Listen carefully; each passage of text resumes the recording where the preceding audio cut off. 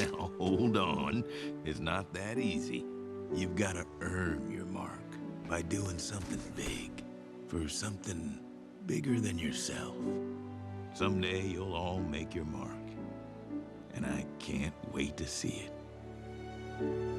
Growing up isn't easy. It's messy, and it doesn't come with a blueprint, which is also true for Pixar, which has been making movies for over 25 years. And if you're watching this video, there's a good chance you grew up watching Pixar movies, but the whole time, the animation giant was growing up too. He said I was old enough to be on my own. I just thought that maybe he'd change his mind.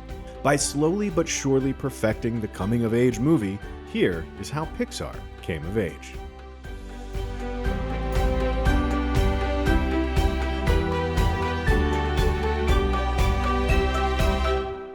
Buzz! Wait! Wait! Woody, where are you going? You're right, Prospector. I can't stop Andy from growing up. But I wouldn't miss it for the world. Pixar's 25th feature, Turning Red, is a story filled with metaphors for puberty and coming of age, something Pixar has excelled at of late, but this wasn't always their main focus. It was something they slowly grew into over the years, as they tinkered with different formulas and points of view. The studio began to take a more nuanced approach as the years went by, but their films have always had a sense of depth and maturity for animated kids' movies. From the very beginning, the people at Pixar have been telling stories about parenthood, one way or another. It doesn't matter how much we're played with. What matters is that we're here for Andy when he needs us. That's what we're made for, right? And when you tell stories about parents, you inevitably get to the stage where you tell stories about children growing up. Now, not every single Pixar movie fits this mold. We'd like to extend our sincerest apologies to all you Lightning McQueen fans, and there's no clean before and after point that marks when they went from movies about parents to movies about kids. It was more of a slow and steady transition with its own growing pains rather than the flip of a switch. Kind of like adolescence. After all, these two kinds of stories are closely linked. You can't really have one without the other. So, while recent coming-of-age films like Luca and Turning Red feel unique, they're built on what came before them. Many key creatives on each new movie were involved in previous productions. Luca director Enrico Casarosa was a story artist on Coco, just as Turning Red director Domi Shi was an artist on The Good Dinosaur and Inside Out. And given the collaborative way Pixar works behind the scenes, their movies don't exist in isolation. You've probably also heard the Pixar theory, which weaves together all their stories into a single universe using Easter eggs. But the real connection this represents is the ongoing story of Pixar itself, of the people who create these movies together and the way their stories have matured and come of age since 1995.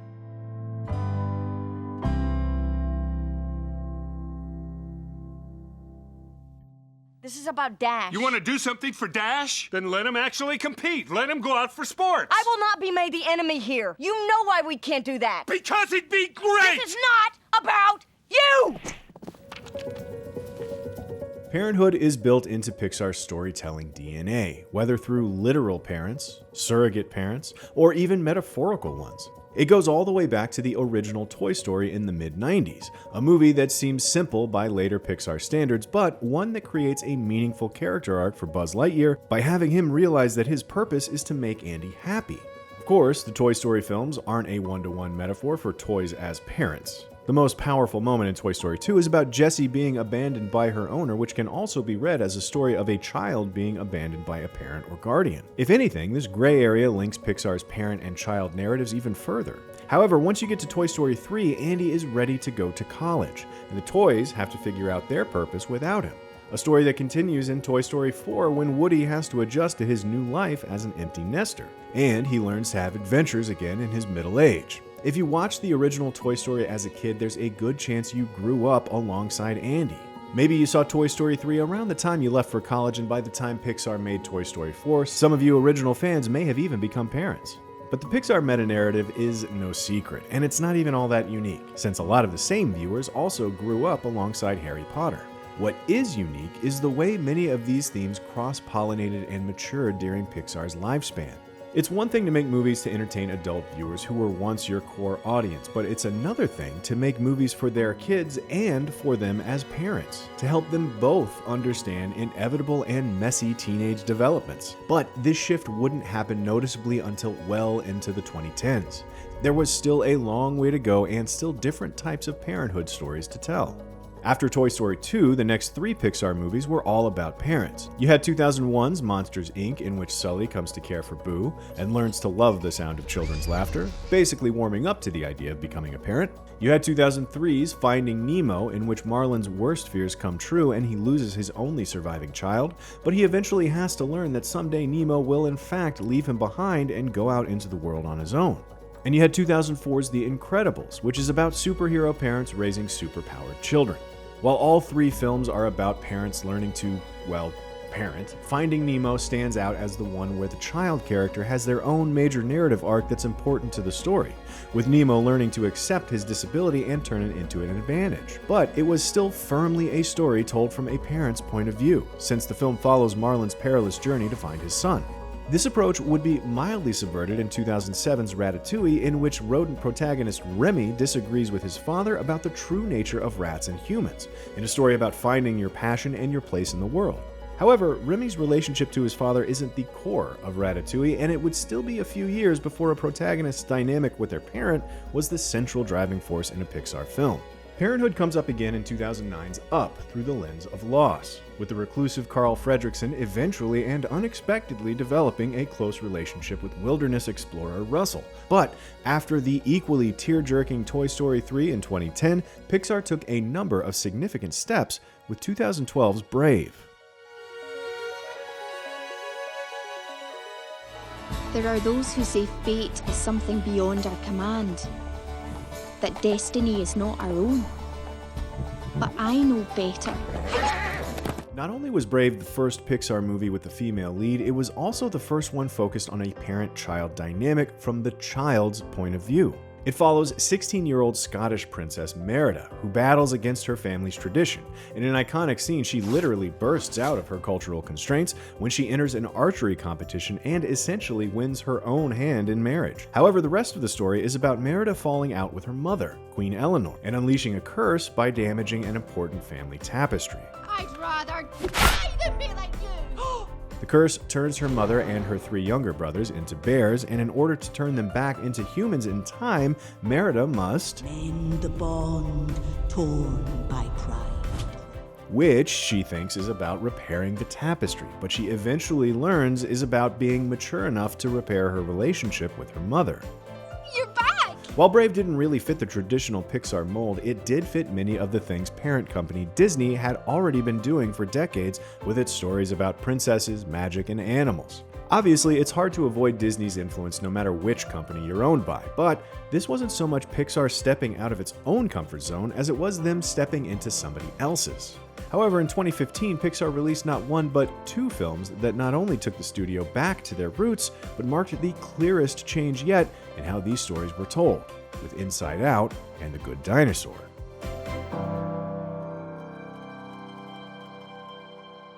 Listen, kid, you can't get rid of fear. It's like Mother Nature. You can't beat her or outrun her, but you can get through it. You can find out what you're made of. In the long-delayed The Good Dinosaur, which ended up coming out a few months after Inside Out, young Apatosaurus Arlo loses his father and is swept away from the rest of his family by a flood.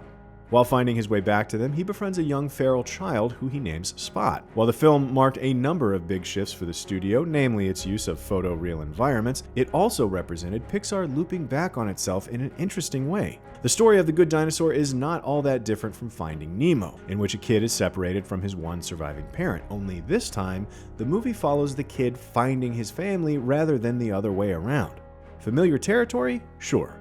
But this change in perspective also helps the movie explore different themes from Finding Nemo, or at least familiar themes from a different point of view. Disney is no stranger to dead parents, and Pixar has featured themes of abandonment before, but The Good Dinosaur features an especially moving scene where Arlo and Spot bond silently and wordlessly over the grief of losing parents.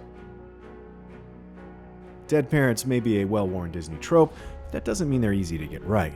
Eventually, Arlo finds his way back to his family, and Spot is adopted by a new family, which ties a neat bow on each character's feelings, but without really dealing with those feelings in a significant way. It's a traditional ending and a traditionally happy one.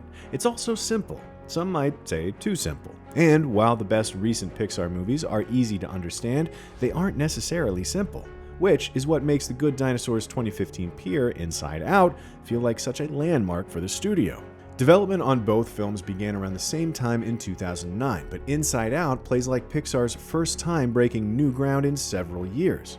It was the studio's attempt at complexity through familiar simplicity. For one thing, it takes the basic approach of anthropomorphizing emotions whose sole purpose is to care for their kid, much like the original Toy Story breathed life into toys with a similar purpose. For another, it further blurs the line between Pixar's parent and child stories because even though 11-year-old Riley has parents who look out for her, the story is told mostly through the eyes of joy and sadness, who, along with disgust, anger, and fear, form Riley's emotions. Their respective roles are to guide Riley's actions and preserve her memories, core and otherwise, and they basically serve the traditional Pixar parent roles. Joy and sadness even get lost and have to find their way back to help Riley, much like Marlin and Dory.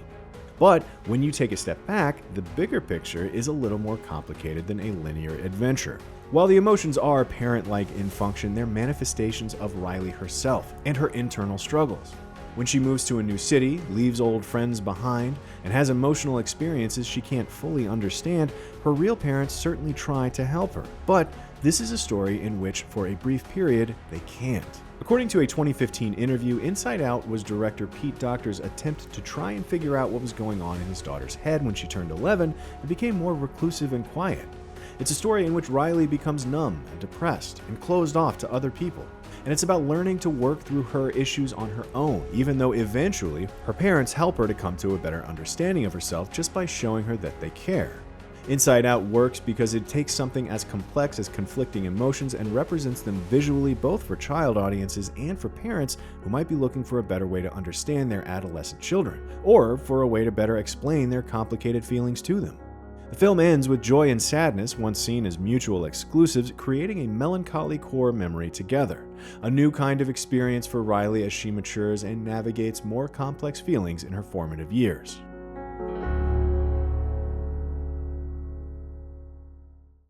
When Dad was sick, I was supposed to go in and say goodbye to him. I got scared and I didn't go in. Parents and children are rarely not at the core of Disney and Pixar films. Tonight is about family. That doesn't seem to be going anywhere anytime soon, especially as diverse creators are given leeway to tell more culturally specific stories rooted in different family traditions. 2017's Coco, which is set during Dia de los Muertos, or Day of the Dead, even confronts Disney's usual specter of death in a much more direct way, while also telling a story of understanding and reconciling several generations of family. These are family movies after all, but as a whole, they can also have a singular and arguably limited definition of family stories, which is to say, the relationship between parents and children. While you may recognize the familiar fantasy trappings on the surface, Onward actually finds a new way to lean into some of Disney and Pixar's familiar themes, namely growing up and dealing with the death of a parent. Not only is it a story about the way magic disappears from the world as you grow older, it's also a tale of two brothers trying to resurrect their dad for a day. While the gruff, outspoken Barley has memories of their father, his meek 16-year-old brother Ian does not. Given the traditional ideas of a family and of fathers and sons, Ian wants nothing more than to get to know his dad so he can mold himself in the confident image of a father figure.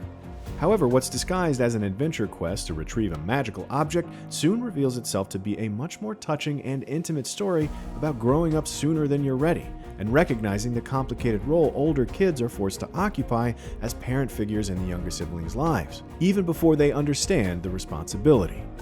I never had a dad, but I always had you.